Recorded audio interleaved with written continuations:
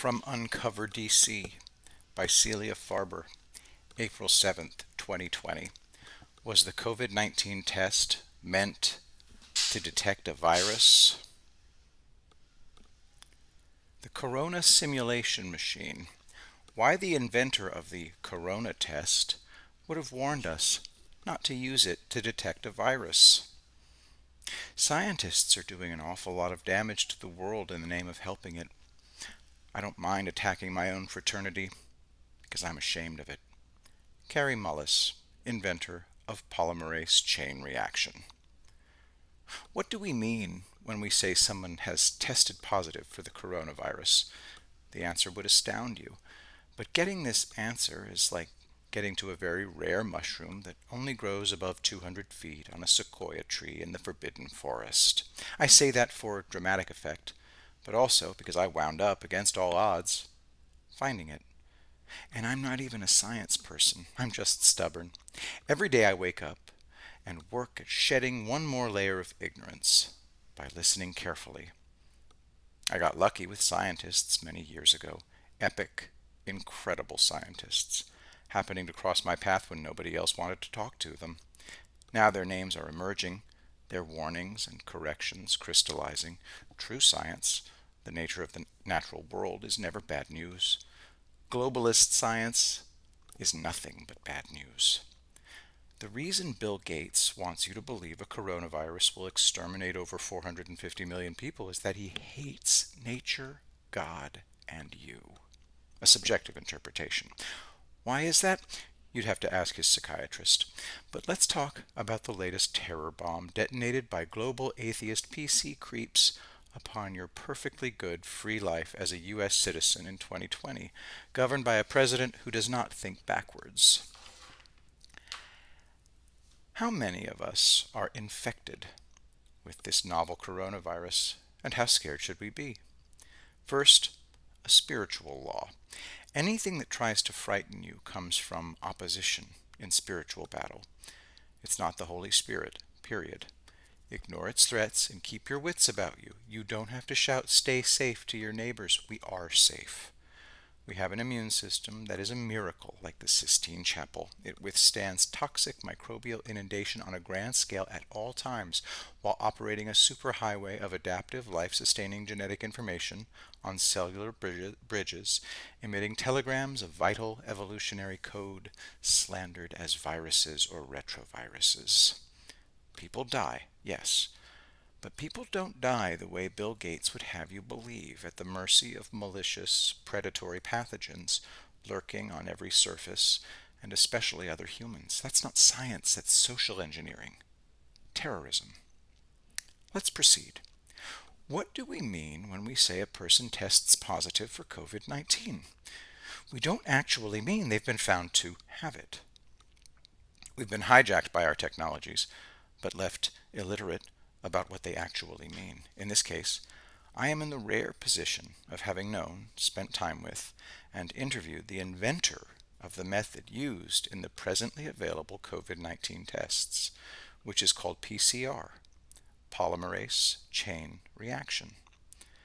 His name was Kary B. Mullis, and he was one of the warmest, funniest, most eclectic-minded people I ever met, in addition to being a staunch critic of HIV science and an unlikely Nobel laureate, i.e., a genius. One time, in 1994, when I called to talk to him about how PCR was being weaponized to prove, almost a decade after it was asserted, that HIV caused AIDS, he actually came to tears. The people who have taken all your freedoms away in recent weeks, they're social engineers, politicians, globalist thought leaders, bankers, World Health Organization fanatics, and the like. Their army is composed of mainstream media, which is now literally a round-the-clock perfect propaganda machine for the Gates-led pandemic Reich. Kary Mullis was a scientist. He never spoke like a globalist and said once memorably, when accused of making statements about HIV that could endanger lives, "I'm a scientist. I'm not a lifeguard." That's a very important line in the sand. Somebody who goes around claiming that they are saving lives is a very dangerous animal, and you should run in the opposite direction when you encounter them. Their weapon is fear, and their favorite word is could. They entrap you with a form of bio-debt, creating simulations of every imaginable thing that could happen, yet hasn't. Bill Gates has been waiting a long time for a virus with this much, as he put it, pandemic potential. But Gates has a problem, and it's called PCR. Of Mullis's invention, polymerase chain reaction, the London Observer wrote, "Not since James Watt walked across Glasgow Green in 1765 and realized that the secondary steam condenser would transform steam power, an inspiration that set loose the Industrial Revolution, has a single momentous idea been so well recorded in time and place." What does HIV have to do with COVID-19? PCR played a central role in the HIV war, a war you don't know about that lasted 22 years between globalist postmodern HIV scientists and classical scientists. The latter lost the war, unless you count being correct as winning. The relentless violence finally silenced the opposition, and it seemed no one would ever learn who these scientists were or why they fought this thing so adamantly and passionately. And PCR, though its inventor died last year and isn't here to address it, plays a central role in corona terrorism. Here is an outtake from an article I published in Spin in 1994 about Kary Mullis, PCR, HIV, and Tony Fauci. Quote, PCR has also had a great impact on the field of AIDS, or rather HIV research. PCR can, among other things, detect HIV in people who test negative to the HIV antibody test. The word eccentric seems to come up often in connection with Mullis's name. His first published scientific paper in the premier scientific journal Nature in 1986 described how he viewed the universe while on LSD, pocked with black holes containing antimatter for which time runs backward. He has been known to show photographs of nude girlfriends during his lectures, their bodies traced with Mandelbrot fractal patterns. And, as a side project, he was developing a company which sells lockets containing the DNA of rock stars. But it is his views on AIDS that have really set the scientific establishment fuming. Mullis, like his friend and colleague Dr. Peter Duesberg, does not believe that AIDS is caused by the retrovirus HIV. He is a long-standing member of the Group for the Reappraisal of the HIV/AIDS Hypothesis, the 500-member protest organization pushing for a re-examination of the cause of AIDS. One of Duesberg's strongest arguments in the debate has been that the HIV virus is barely detectable in people who suffer from AIDS. Ironically, when PCR was applied to HIV research around 1989, researchers claimed to have put this complaint to rest. Using the new technology, they were suddenly able to see viral particles in the quantities they couldn't see before. Scientific articles poured forth stating that HIV was now 100 times more prevalent than previously thought. But Mullis himself was unimpressed. PCR made it easier to see that certain people are infected with HIV, he told Spin in 1992, and some of those people came down with symptoms of AIDS. But that doesn't even begin to answer the question, does HIV cause it? End quote. Mullis then went on to echo one of Duesberg's most controversial claims. Human beings are full of retroviruses, he said. We don't know if it is hundreds or thousands or hundreds of thousands. We've only recently started to look for them. But they've never killed anybody before. People have always survived retroviruses. Mullis challenged the popular wisdom that the disease-causing mechanisms of HIV are simply too mysterious to comprehend. The mystery of that damn virus, he said at the time, has been generated by the $2 billion a year they spend on it. You take any other virus and you spend $2 billion, and you can make up some great mysteries about it too. Like so many great scientific discoveries, the idea for PCR came suddenly, as if by direct transmission from another realm. It was during a late-night drive-in, 1984, the same year, ironically, that HIV was announced to be the probable cause of AIDS. I was just driving and thinking about ideas, and suddenly I saw it, Mullis recalls. I saw the polymerase chain reaction as clear as if it were up on a blackboard in my head, so I pulled over and started scribbling. A chemist friend of his was asleep in the car, and as Mullis described in a recent special edition of Scientific American, Jennifer objected groggily to the delay in the light, but I exclaimed I had discovered something fantastic. Unimpressed, she went back to sleep.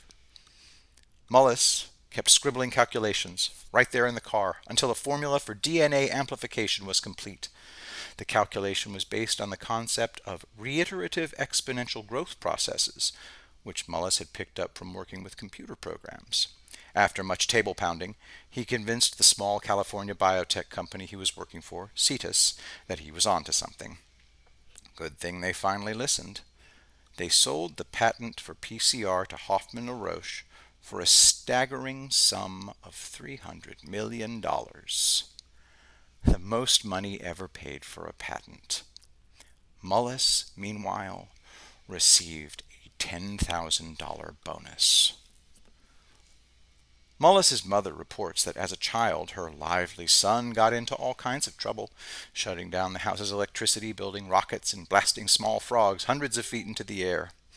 These days, he likes to surf, rollerblade, take pictures, party with his friends, most of whom are not scientists, and above all, he loves to write. Mullis is notoriously difficult to track down and interview. I had left several messages on his answering machine at home, but had gotten no response. Finally, I called him in the late evening, and he picked up, in the middle of bidding farewell to some dinner guests. He insisted he could not give me an interview, but after a while a conversation was underway, and I asked if I couldn't just please turn my tape recorder on. "Oh, what the hell," he gruffed. "Turn the fucker on." Our talk focused on AIDS. Though Mullis has not been particularly vocal about his HIV skepticism, his convictions have not, to his credit, been muddled or softened by his recent success and mainstream acceptability. He seems to revel in his newly acquired power. "They can't pooh-pooh me now because of who I am," he says with a chuckle, and by all accounts, he's using that power effectively. When ABC's Nightline approached Mullis about participating in a documentary on himself, he instead urged them to focus their attention on the HIV debate.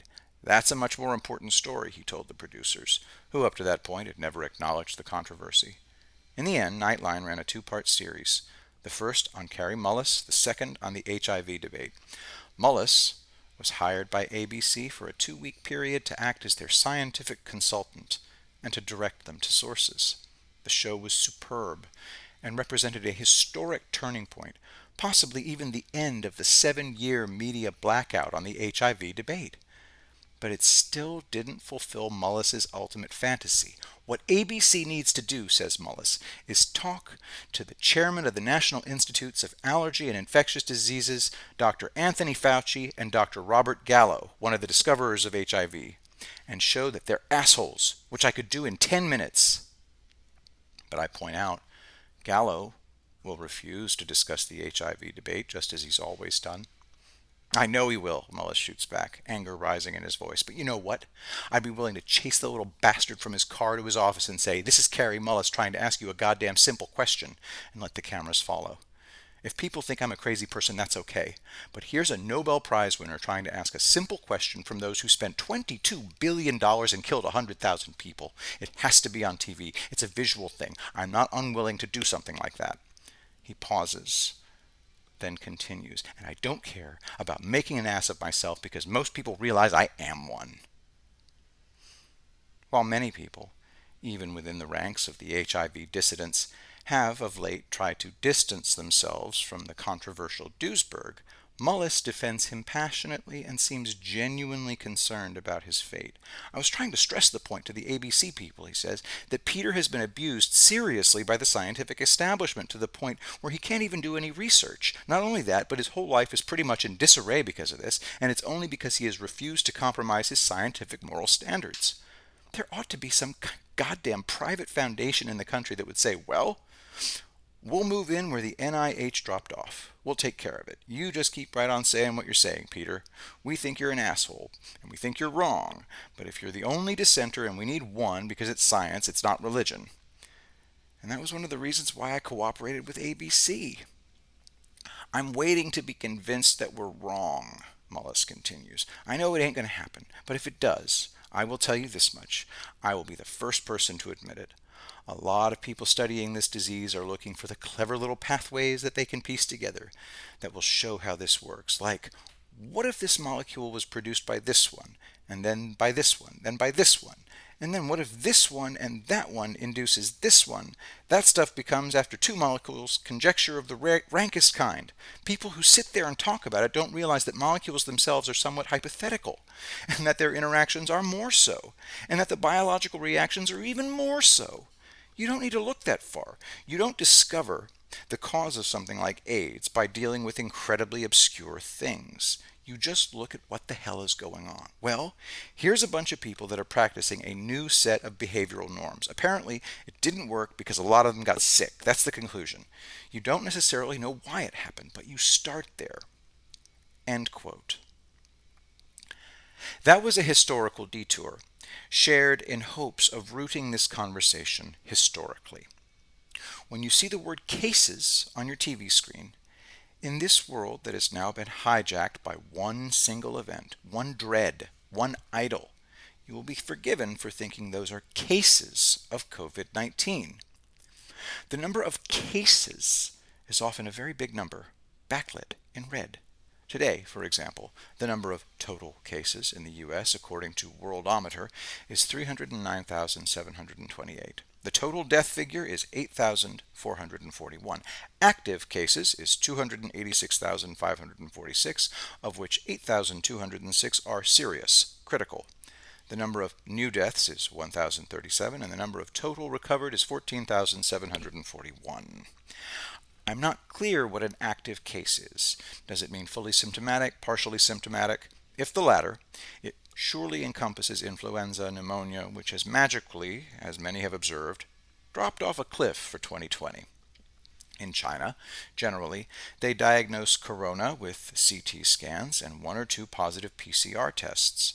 In the U.S., it's difficult to find out what makes a case, i.e. what the case definition is. Absent CT scans, we're in a biotech freefall. One website offers this distressingly unclear definition. The novel coronavirus, or COVID-19, has been spreading worldwide, resulting in growing numbers of infected individuals since late 2019 and increased mortality numbers since early 2020. So far, experts have seen that while there are severe cases, the infection is usually mild with nonspecific symptoms, and there are no trademark clinical features of COVID-19 infection. End quote. There are no trademark clinical features? What then collapsed the world? I sure hope this isn't all riding on a test as biotech oracle.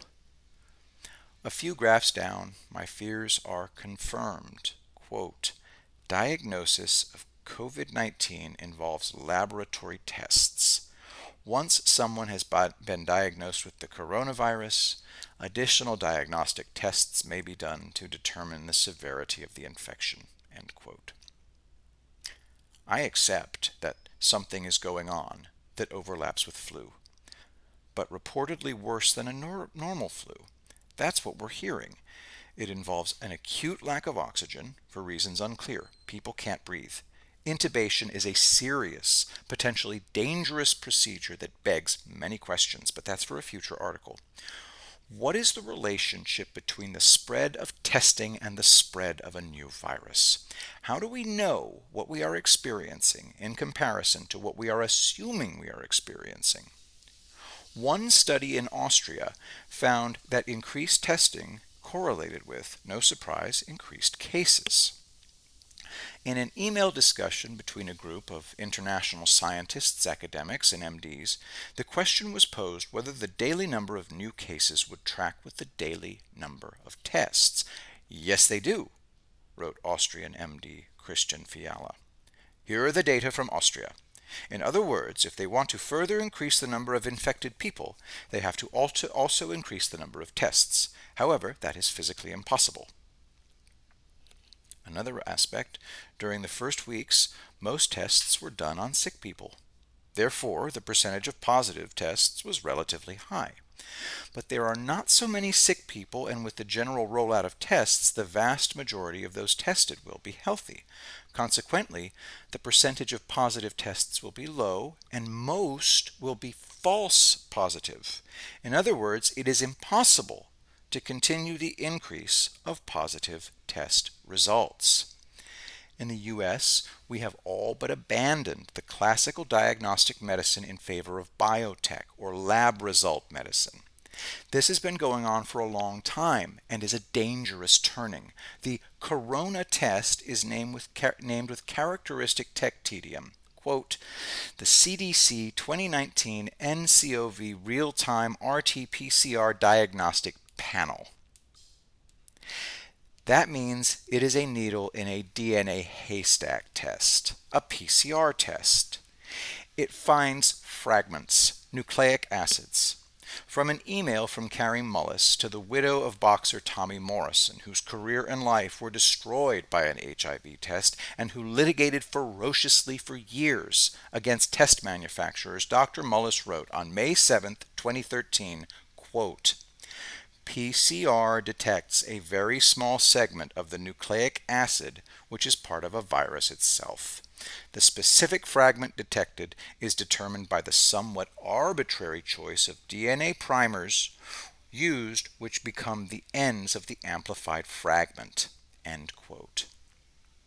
If things were done right, infection would be a far cry from a positive PCR test. Quote, you have to have a whopping amount of any organism to cause symptoms. Huge amounts of it, Dr. David Raznick, biochemist, protease developer, and former founder of an EM lab called Viral Forensics, told me. Quote, you don't start with testing. You start with listening to the lungs. I'm skeptical that a PCR test is ever true. It's a great scientific research tool. It's a horrible tool for clinical medicine. 30% of your infected cells have been killed before you show symptoms. By the time you show symptoms, the dead cells are generating the symptoms. I asked Dr. Raznick what advice he has for people who want to be tested for COVID-19. He says, don't do it, I say, when people ask me. No healthy person should be tested. It means nothing, but it can destroy your life, make you absolutely miserable. One of the countless head-spinning mysteries of this whole corona situation has been the advent of famous people, from Tom Hanks and his wife, to Sophie Trudeau, to Prince Charles announcing that they had tested positive for COVID-19 and were self-quarantining.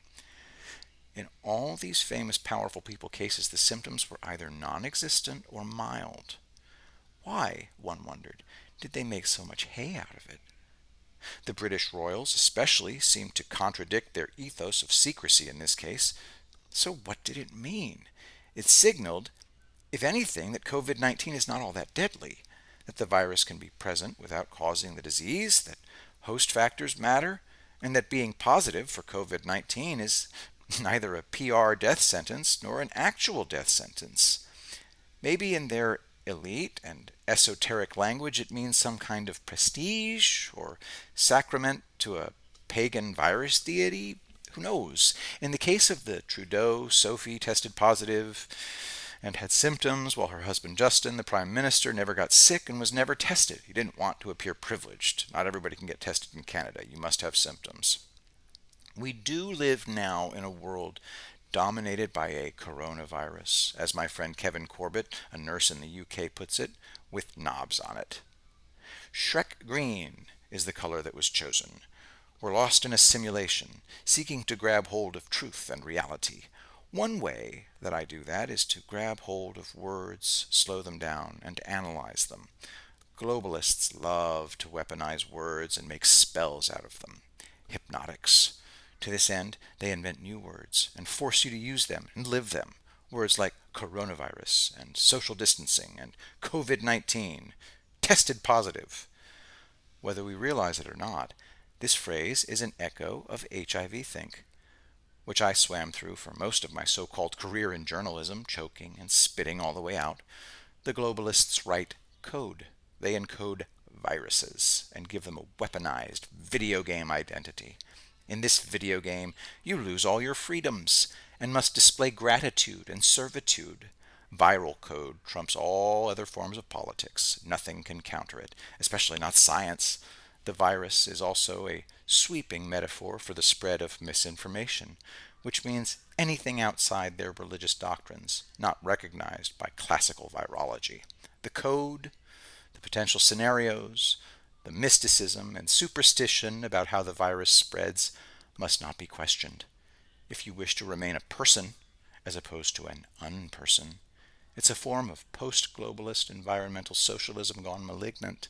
Demand that all people submit to an equal chance to be killed by a virus. Act out the theatrics of worshiping the virus with fear as the measure of inverted faith. This is why celebrities love this kind of thing. It gives them a chance to debase themselves, to self-flagellate as fellow sufferers. As I write this from my window in New York City at 7 p.m. every evening, people are heard hollering, clapping, and blowing horns from their windows to show solidarity to the healthcare workers on the front lines. Was any such thing ever devised for the mass deaths from opioids? No. They weren't significant deaths for the global elites. It's not death this play is about. It's socialist contagion theology. You can't go to the grocery store without encountering new displays of Corona Heroica. Only viruses interest these people, these haters of liberty.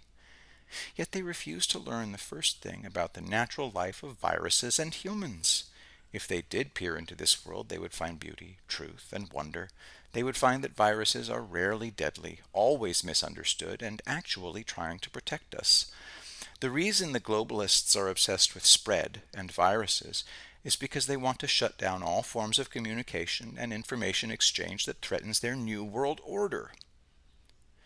Every time somebody takes a swab, a tissue sample of their DNA, it goes into a government database. It's to track us, said David Rasnick. They're not just looking for the virus. Please put that in your article. Technocracy. In HIV, the death spell code came to people in the form of two antibody tests called ELISA and Western blot initially, not PCR tests. They came later to measure viral load and were specifically not to be used for diagnosing HIV. Rather, to stress people out about their surrogate markers said to represent where they stood in their battle against HIV. Did people really need to be in a battle against HIV? This was the trillion-dollar question. In any case, those tests were not built on a gold standard, which means purification of an actual virus. Purification means the pathogen has been separated from all else. HIV co-discoverer and Nobel laureate Luc Montagnier famously told journalist Jamel Tahi in an interview, "I repeat, we did not purify." HIV was never separated from everything else. It was, and is, a laboratory artifact, a set of lab-tortured antigens around which a test was built, a test which shattered countless millions of lives because people watched TV and believed what they were told. They didn't get a chance to hear what Kary Mullis or dozens of other real scientists had to say about the supposedly deadly retrovirus HIV. Nothing was proven before it was asserted.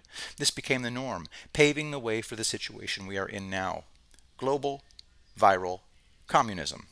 We all dreaded this would happen, but we never dreamed that they would choose a cold virus, a coronavirus. In the early 1990s, PCR, polymerase chain reaction, came into popular use, and Kary Mullis was awarded the Nobel Prize for it in 1993. PCR, simply put, is a thermal cycling method used to make up to billions of copies of a specific DNA sample, making it large enough to study. As it correctly says on PCR's Wikipedia page, PCR is an indispensable technique with a broad variety of applications, including biomedical research and criminal forensics. The page goes on to say, to my dismay, that none of the applications of PCR is for diagnosis of infectious diseases. PCR is a needle in a haystack technology that can be extremely misleading in the diagnosis of infectious diseases. The first conflict between this revolutionary technology and human life happened on the battlefield of AIDS, and Mullis himself came to the front line arguing against PCR as diagnostic tool. In 1987, esteemed Berkeley cancer virologist Peter Duesberg had doomed his funding and career by issuing a broadside in a paper published in Cancer Research to the growing and promiscuous assertions made for cancer viruses, including at least one he stood to gain a Nobel Prize for had he not diffused its significance himself. His main argument was that the Gallo-Montagnier fusion virus that came to be called HIV was, like all viruses in its class, barely capable of infecting cells. It infected so few cells that Duesberg likened the pathogenic model to thinking you can conquer China by killing 3 soldiers a day. There was simply not enough there in the form of cell death. "It's a pussycat," he said. He even said he wouldn't mind being injected with it, though not if it came from Gallo's lab. With PCR's rise, the HIV industrial complex weaponized it to assert that now they could see HIV more abundantly, hence their maligned foe Peter Duesberg was toast. And it was Kary Mullis, himself an HIV dissenter, who rose to Duesberg's defense and said, "No, he isn't." I conducted a 2-hour interview with David Crowe, Canadian researcher with a degree in biology and mathematics, host of the Infectious Myth podcast, and president of the think tank Rethinking AIDS. He broke down the problems with the PCR-based corona test in great detail, revealing a world of unimaginable complexity as well as trickery. "The first thing to know is that the test is not binary," he said. "In fact, I don't think there are any tests for infectious disease that are positive or negative." The next part of his explanation is lengthy and detailed, but let's push through. Quote, "What they do is they take some kind of continuum and they arbitrarily say this point is the difference between positive and negative." "Wow," I said, "that's so important. I think people envision it as one of two things, positive or negative, like a pregnancy test. You have it or you don't." PCR is really a manufacturing technique, Crowe explained. You start with one molecule. You start with a small amount of DNA, and on each cycle the amount doubles, which doesn't sound like that much, but if you double it 30 times, you get approximately 1,000,000,000 times more material than you started with. So as a manufacturing technique, it's great. What they do is they attach a fluorescent molecule to the RNA as they produce it. You shine a light at one wavelength, you get a response. You get light sent back at a different wavelength. So they measure the amount of light that comes back, and that's their surrogate for how much DNA there is. I'm using the word DNA. There's a step in RT-PCR test, which is where you convert the RNA to DNA. So the PCR test is actually not using the viral RNA, it's using DNA. But it's like the complementary RNA. So logically, it's the same thing, but it can be confusing. Like, why am I suddenly talking about DNA? Basically, there's a certain number of cycles. This is where it gets wild. In one paper, Crowe says, I found 37 cycles. If you didn't get enough fluorescence by 37 cycles, you are considered negative. In another paper, the cutoff was 36.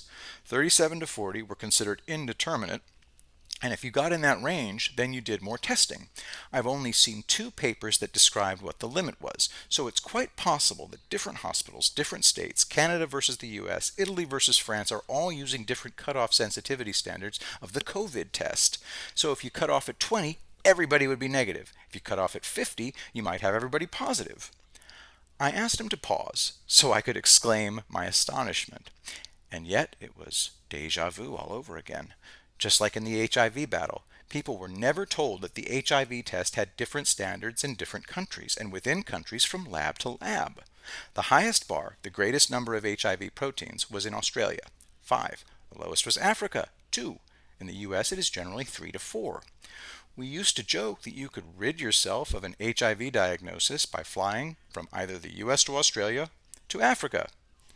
But for many years, AIDS in Africa was diagnosed without any tests whatsoever. Just a short list of symptoms that tracked precisely with symptoms of most tropical diseases such as fever, cough, and shortness of breath.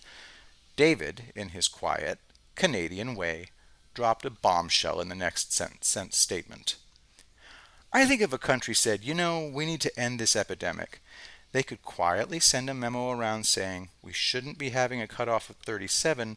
If we put it at 32, the number of positive tests drops dramatically. If it's still not enough, 30 or 28 or something like that, so you can control the sensitivity. Yes, you read that right. Labs can manipulate how many cases of COVID-19 their country has. Is this how the Chinese made their caseload vanish all of a sudden? Another reason we know this is bogus, Crow continued, is from a remarkable series of graphs published by some people from Singapore in JAMA. These graphs were published in the supplementary information, which is an indication that nobody's supposed to read them. And I think the authors probably just threw them in because they were interesting graphs, but they didn't realize what was in them. So, they were 18 graphs of 18 different people. And at this hospital in Singapore, they did daily coronavirus tests and they grasped the number of PCR cycles necessary to detect fluorescence. Or if they couldn't detect fluorescence by 37 cycles, they put a dot on the bottom of the graph, signifying a negative. So, in this group of 18 people, the majority of people went from positive, which is normally read as infected, to negative, which is normally read as uninfected, back to positive, infected again. So, how do you interpret this? How do you have a test if a test is actually, 100% positive for detecting infection?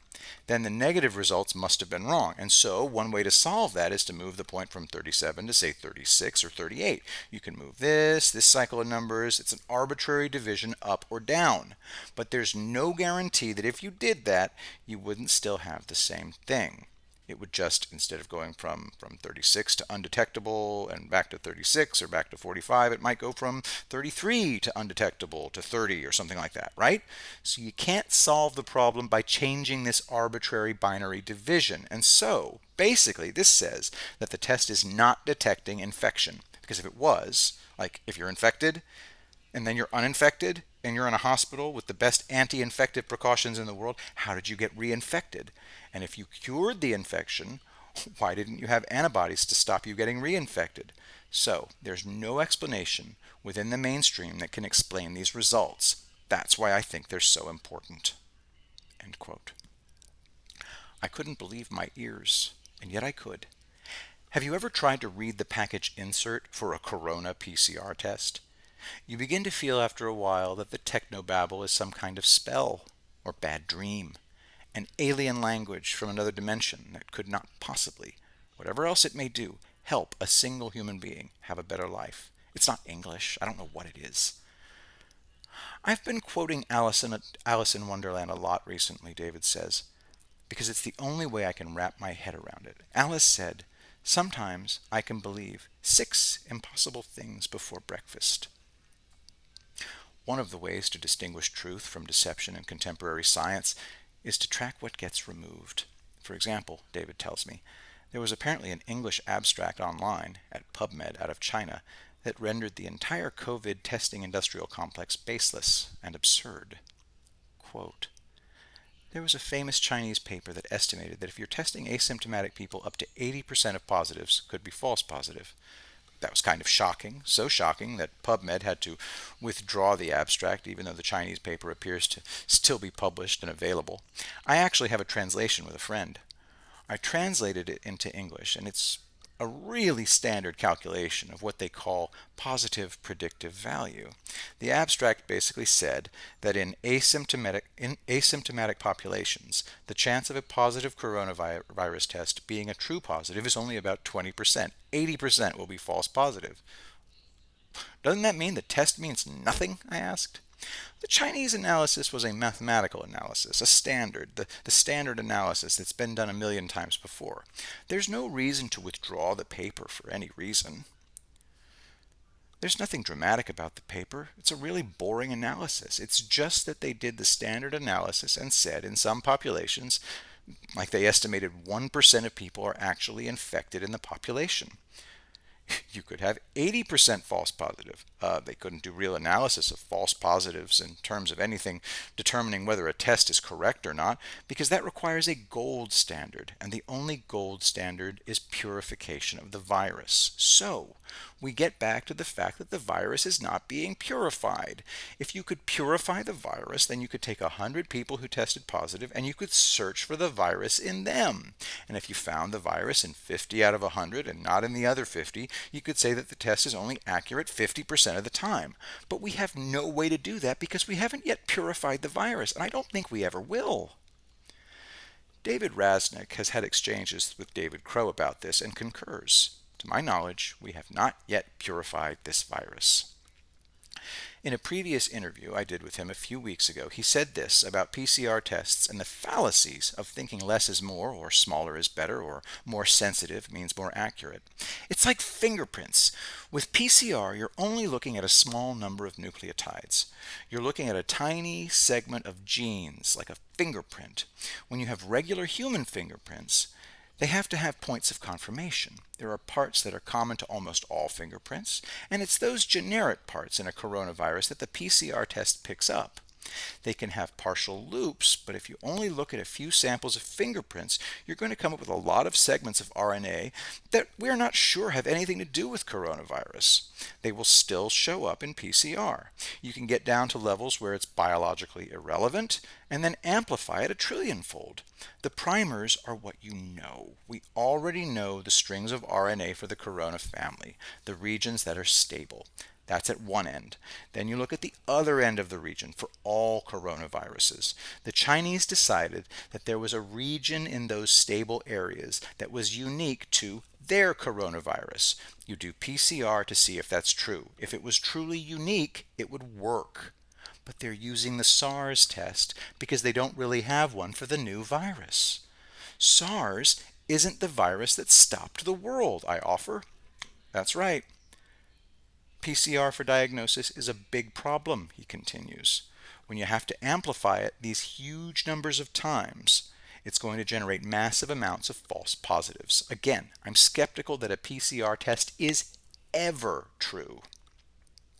Crow described a case in the literature of a woman who'd been in contact with a suspect case of corona in Wuhan.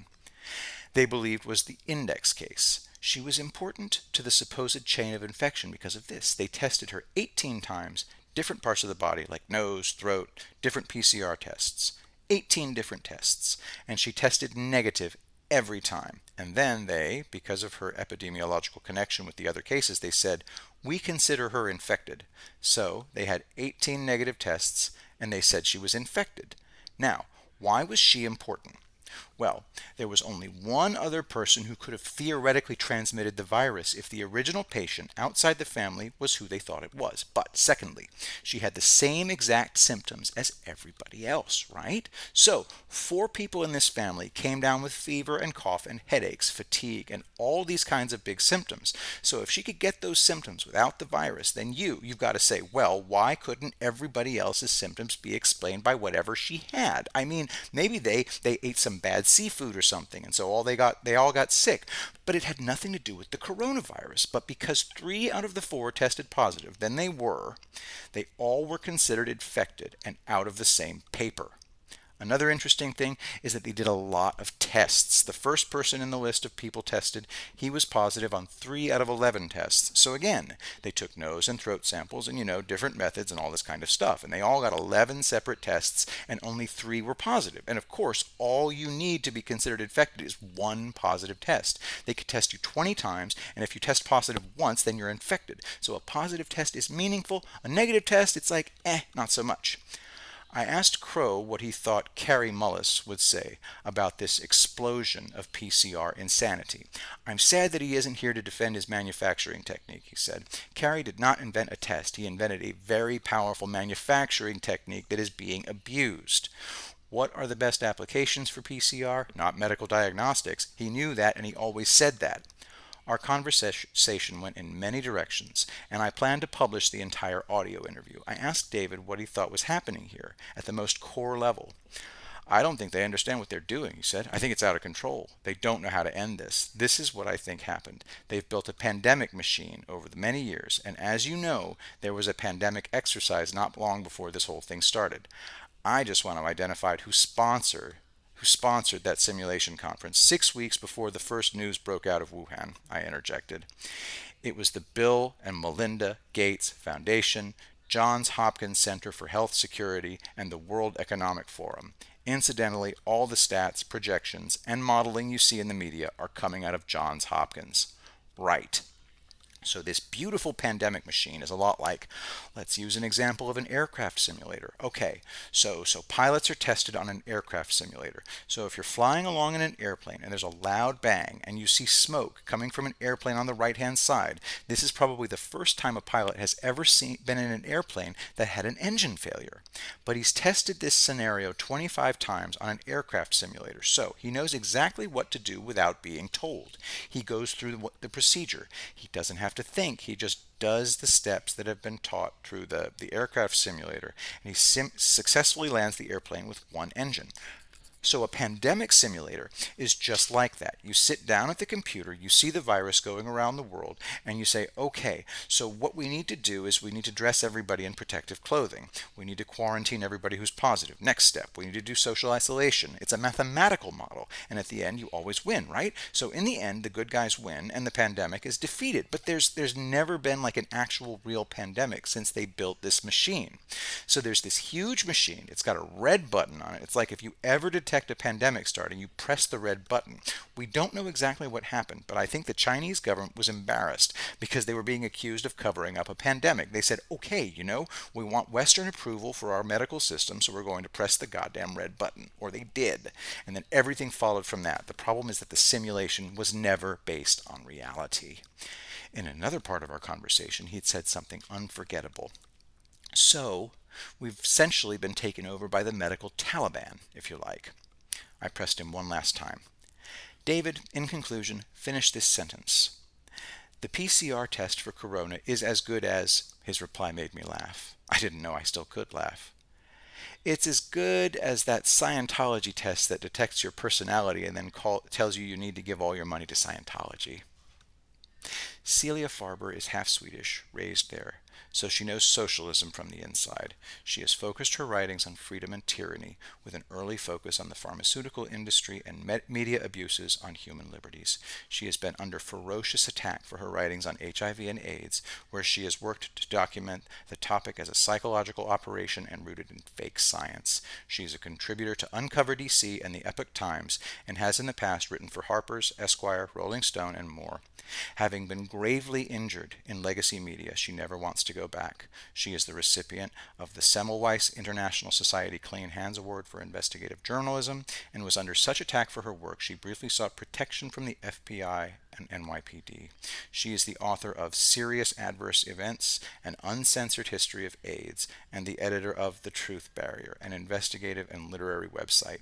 She co-hosts the Whistleblower Newsroom with Christina Borgeson on PRN Fridays at 10 p.m.